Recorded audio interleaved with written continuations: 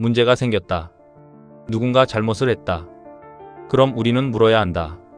왜 그런 일이 생겼는지, 무엇을 고쳐야 하는지, 다시는 반복되지 않으려면 무엇이 필요한지. 그런데 어느 순간 질문은 사라진다. 대신 비난이 남는다. 손가락질이 남는다. 그리고 누군가를 완전히 무너뜨려야만 정의가 이긴 것처럼 느껴지는 순간이 온다. 그 사람의 말은 더 이상 들리지 않는다. 그 사람의 사정도 중요하지 않다. 그는 이제 사람이 아니라 하나의 표적이 된다. 조선에도 그런 순간이 있었다. 한때 조선을 바꾸려 했던 사람.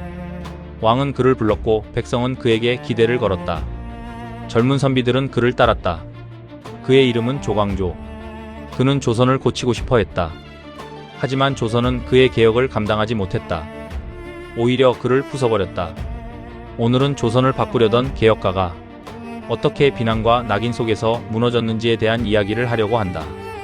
말이 칼이 되면 사람은 이렇게 무너진다. 조광조 이야기 속으로 들어가 보자. 조광조가 등장하기 전 조선은 이미 크게 흔들리고 있었다. 왕은 바뀌었다. 연산군은 쫓겨났다. 폭군의 시대가 끝난 것처럼 보였다. 사람들은 이제 조선이 달라질 거라고 기대했다. 새 왕이 세워졌으니까 나라가 다시 정상으로 돌아갈 거라고 믿었다. 그 새 왕이 바로 중종이다. 그런데 문제가 있었다.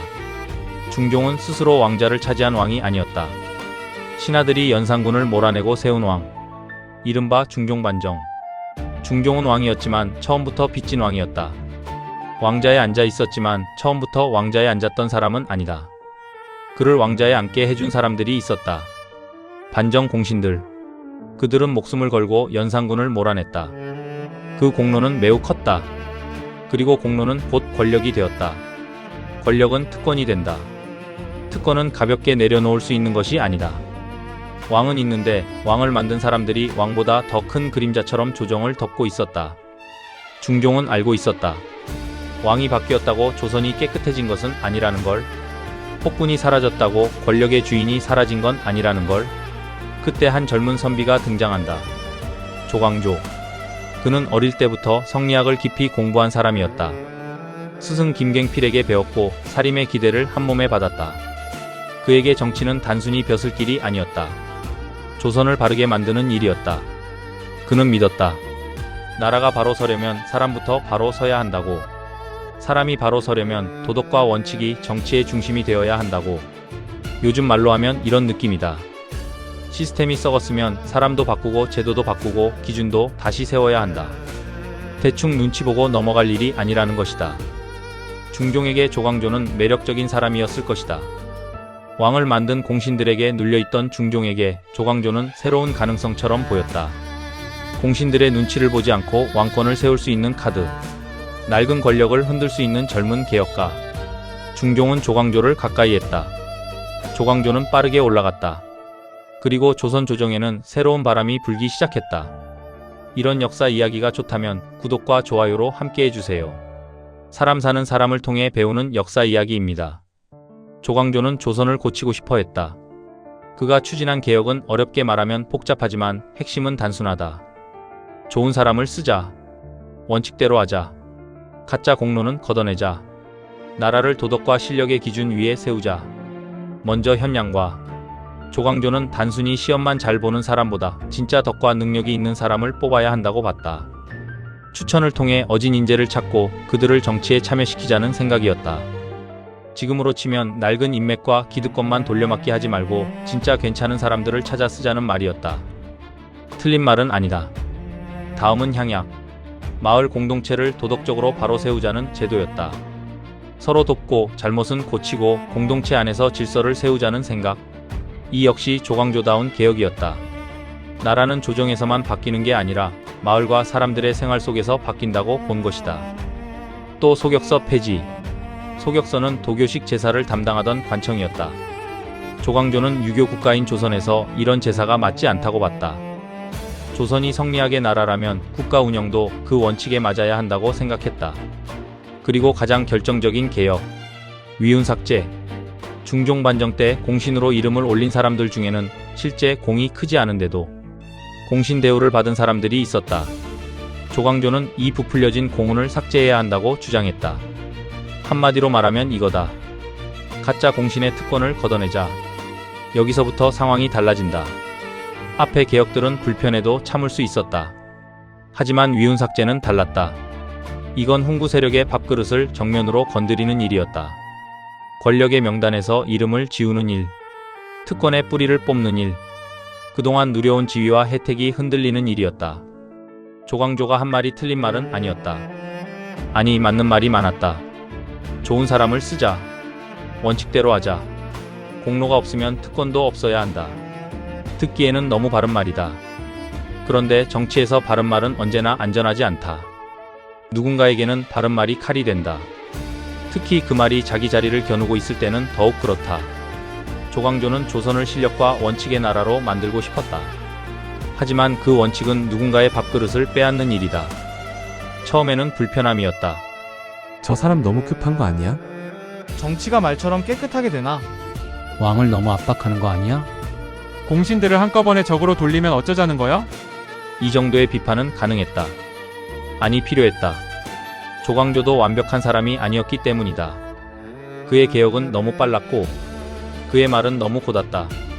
그가 정치라는 진흙탕을 너무 얕게 봤을지도 모른다. 세상은 바른 말 하나로 고쳐지지 않는다. 사람은 논리만으로 움직이지 않고 권력은 도덕만으로 내려놓지 못한다.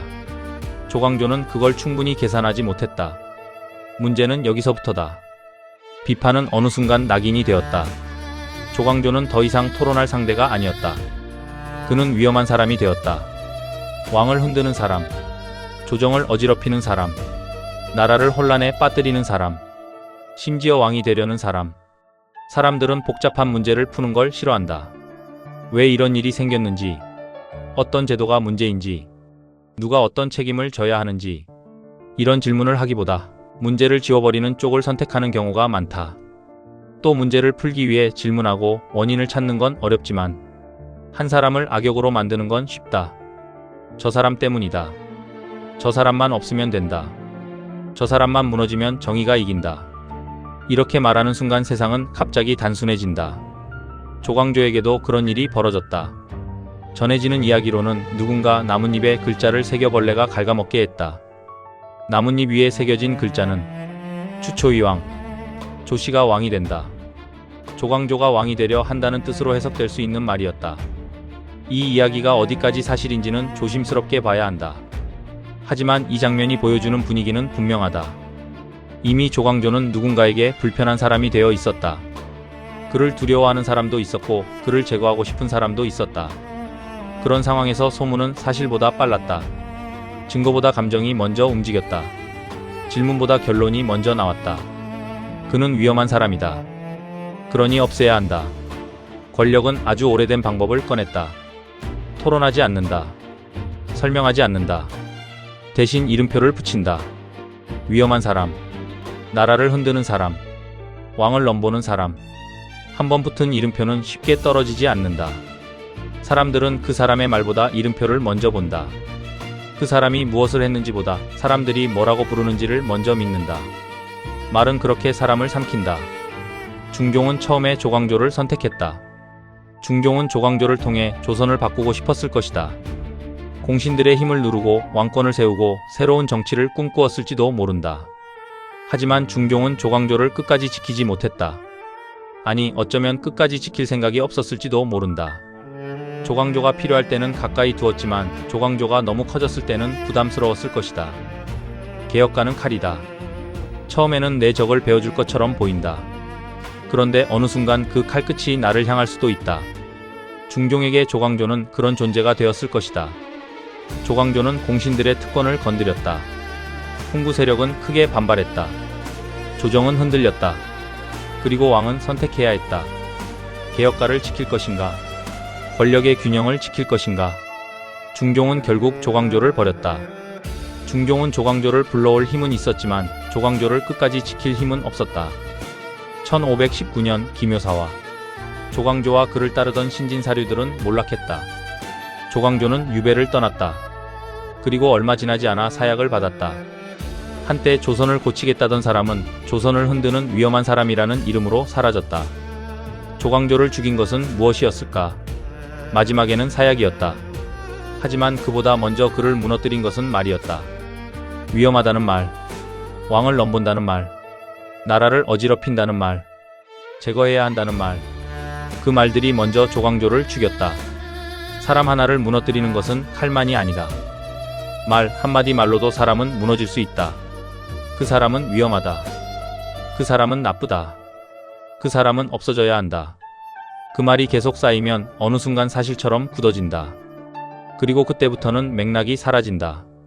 그 사람이 어떤 점에서 맞았고 어떤 점에서 틀렸는지, 그의 방식은 왜 문제였고 그의 문제의식은 왜 필요했는지, 이런 것들은 더 이상 중요하지 않게 된다. 남는 건 하나다. 저 사람은 악역이다. 조광조는 그렇게 악역이 되었다. 하지만 우리는 여기서 멈추면 안 된다. 조광조를 무조건 순수한 피해자로만 그리면 이 이야기는 너무 쉬워진다. 조광조는 성인군자가 아니었다. 그의 개혁은 필요했지만 방식은 거칠었고 속도는 너무 빨랐다. 기존 세력과 타협하지 못했고 너무 많은 적을 한꺼번에 만들었다. 정치적 현실 감각은 부족했다. 좋은 뜻이라고 해서 모든 방식이 옳은 것은 아니다. 바른 말이라고 해서 언제나 좋은 결과를 만드는 것도 아니다. 그래서 조광조도 비판받아야 한다. 정치인은 비판받아야 한다. 개혁도 검토되어야 한다. 그런데 문제는 비판에 있지 않다. 문제는 비판이 혐오로 바뀐 순간이다. 사람들이 조광조의 정책을 따지는 대신 조광조라는 사람 자체를 제거할 대상으로 만든 순간이었다. 비판과 혐오는 다르다. 질문과 조리돌림은 다르다. 잘못을 묻는 것과 사람을 악마로 만드는 것은 다르다. 비판은 문제를 고치기 위해 필요하다. 하지만 혐오는 문제를 고치지 않는다. 혐오는 잠시 속을 시원하게 만들 뿐이다. 누군가를 완전히 나쁜 사람으로 만들면 우리는 생각하지 않아도 된다. 복잡한 구조를 보지 않아도 된다. 내가 속한 집단의 잘못을 돌아보지 않아도 된다. 그냥 저 사람만 미워하면 된다. 저 사람만 무너지면 된다고 믿으면 된다. 그래서 혐오는 편하다. 하지만 편한 길은 위험하다. 사람 하나를 악마로 만드는 동안 정작 고쳐야 할 구조는 그대로 남기 때문이다. 조광조가 사라진 뒤 조선은 정말 좋아졌을까? 조광조만 없애면 모든 문제가 해결됐을까? 그렇지 않았다. 공신들의 특권 문제는 그대로 남았고 왕권도 여전히 불안했다. 사림과 홍구의 갈등은 더 커졌다. 조선 정치의 균열은 더 깊어졌다. 사람 하나는 사라졌지만 문제는 사라지지 않았다. 이것이 혐오의 가장 큰 착각이다. 누군가를 무너뜨리면 문제가 해결된다고 믿는 것. 하지만 대부분의 문제는 그렇게 사라지지 않는다. 오히려 더 깊숙이 숨어버린다. 조광조의 죽음은 한 사람의 몰락만이 아니었다. 그것은 조선이 스스로에게 던진 질문이기도 했다. 우리는 틀린 사람을 어떻게 대할 것인가? 우리는 불편한 말을 어떻게 들을 것인가? 우리는 잘못을 고치려 하는가? 아니면 누군가를 미워하려 하는가? 조광조는 조선을 바꾸고 싶어 했다. 그러나 조선은 그를 감당하지 못했다. 그의 이상은 너무 빨랐고 현실은 너무 질겼다. 그의 말은 너무 고닫고 권력은 너무 복잡했다. 그리고 결국 말은 칼이 되었다. 한 사람을 무너뜨리고 나면 세상은 잠시 쉬워 보인다. 하지만 그 쉬운 세상은 조금씩 병든다. 왜냐하면 아무도 더 이상 묻지 않기 때문이다. 무엇이 문제였는지, 누가 책임져야 하는지, 어디까지 고쳐야 하는지, 비판은 어디에서 멈추고 혐오는 어디에서 시작되는지. 말은 가볍다. 그래서 더 무섭다. 칼은 몸을 찌르지만 말은 사람을 먼저 무너뜨린다. 그리고 무너진 사람 위에 사람들은 너무 쉽게 정의라는 이름표를 붙인다. 조광조가 우리에게 남긴 질문은 단순하지 않다. 개혁은 언제나 옳은가? 아니다. 좋은 뜻이면 모든 것이 용서되는가? 아니다. 그러면 잘못한 사람은 마음껏 조롱하고 짓밟아도 되는가? 그것도 아니다. 비판은 필요하다. 책임도 물어야 한다. 하지만 사람이 사람을 미워하는 데 취하면 문제를 보는 눈은 흐려진다. 누군가를 무너뜨리는 쾌감이 정의처럼 느껴지는 순간 우리는 가장 위험한 길로 들어선다. 조광조는 완벽하지 않았다. 하지만 조선은 그를 비판한 것이 아니라 삼켜버렸다. 한 사람을 악마로 만들면 세상은 쉬워진다. 하지만 역사는 말한다. 그 쉬운 길 끝에 남는 것은 해결이 아니라 상처라고. 사람사 기억하는 사람은 실수를 되풀이하지 않는다. 구독과 좋아요는 다음 이야기를 만드는데 큰 힘이 됩니다.